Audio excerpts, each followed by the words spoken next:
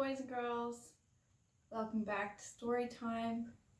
This time we're next to my kitchen and we have a special guest with us. This is my sister's dog named Harriet. Harriet, can you look over there and say hi?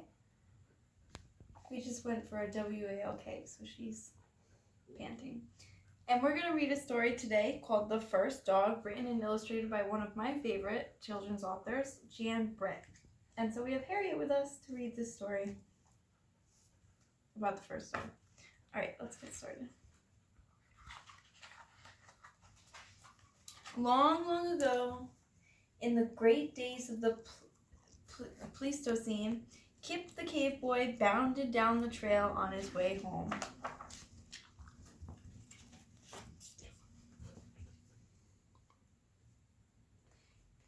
He avoided the cave bears and the magaceros.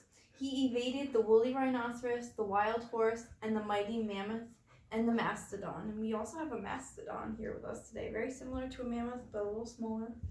But he was getting tired and hungry, and he was still a long way from home. Harriet, come here.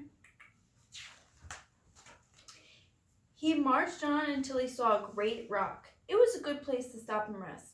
He reached into his bag for a raw woolly rhino rib, still sweet and smoky from his fire. Suddenly, up popped a paleo wolf, or a dire wolf, looking for leftovers. Wolf's nose began to twitch and sniff. He sniffed to the left, and he sniffed to the right. "What are you doing?" teased Kip. "What can you smell in this emptiness?" Paleo wolf held his snout high in the air. Hold your snout high in the air, Harriet.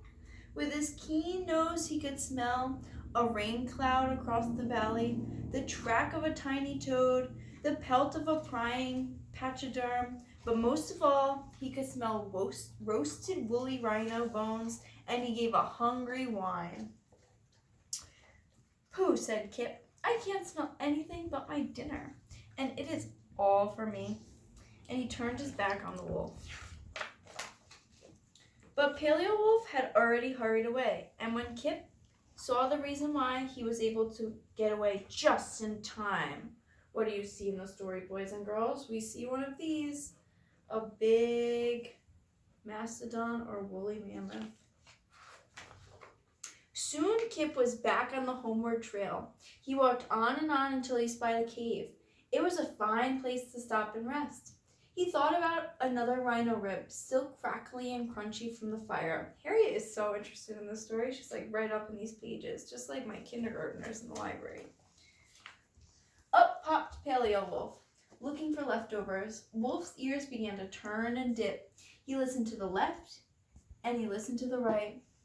"What are you doing?" mocked Kip, taking a big bite. "What can you hear in this silence?" Wolf cocked his head.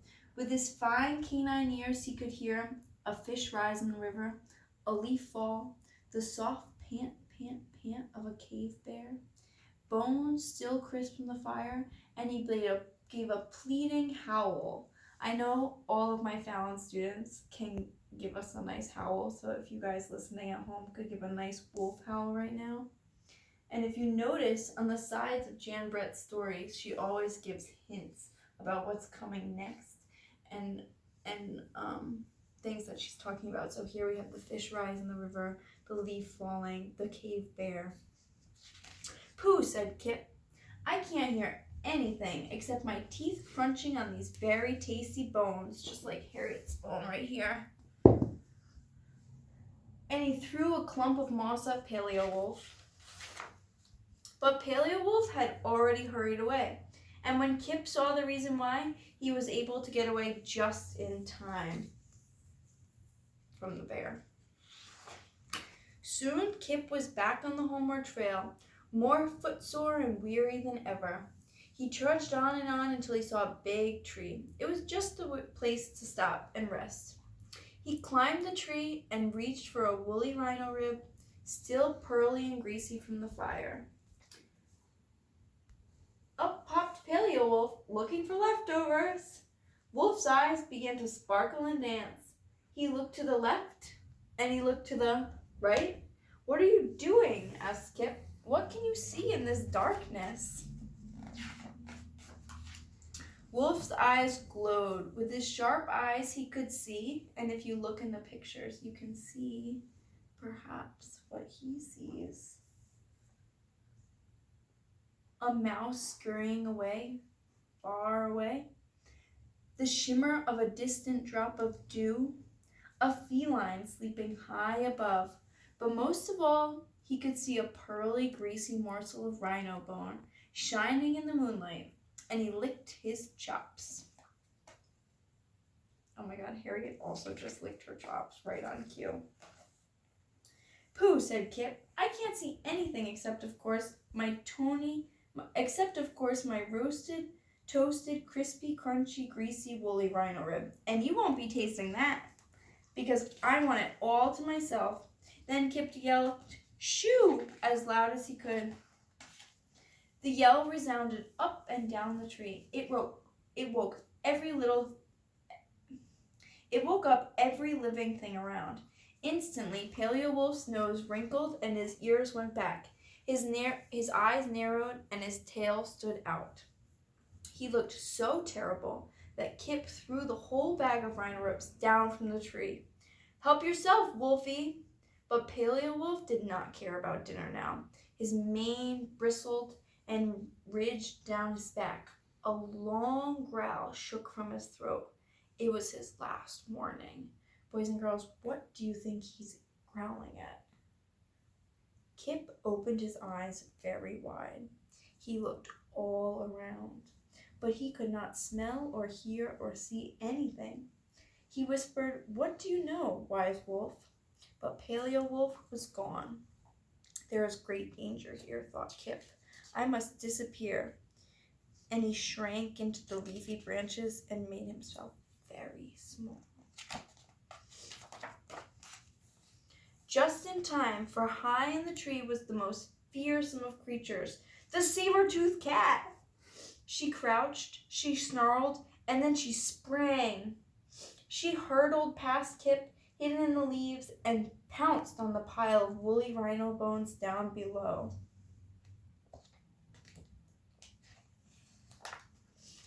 All that night, as he sat in the tree, Kip thought and thought. He shivered over Paleo Wolf's last warning. It had not been 1 second too soon. The next morning, Kip climbed down. There was Paleo Wolf, looking for leftovers. Together they looked at the spot where the bones had been, and they were very gloomy. Finally, Kip made a speech. He said, Wolfie, if you will use your keen nose and your fine ears and your sharp eyes to keep me from being eaten up, I promise to share with you all the woolly rhino ribs and even mammoth meat that I cook over my fire. Paleo Wolf barked, meaning yes, and then he wagged his tail, the very first wolf to do so. When Kip saw that, he cried, and I will call you Dog, which means one who wags his tail. Then Kip the cave boy and the first dog went on home. The end. Say bye, Harriet.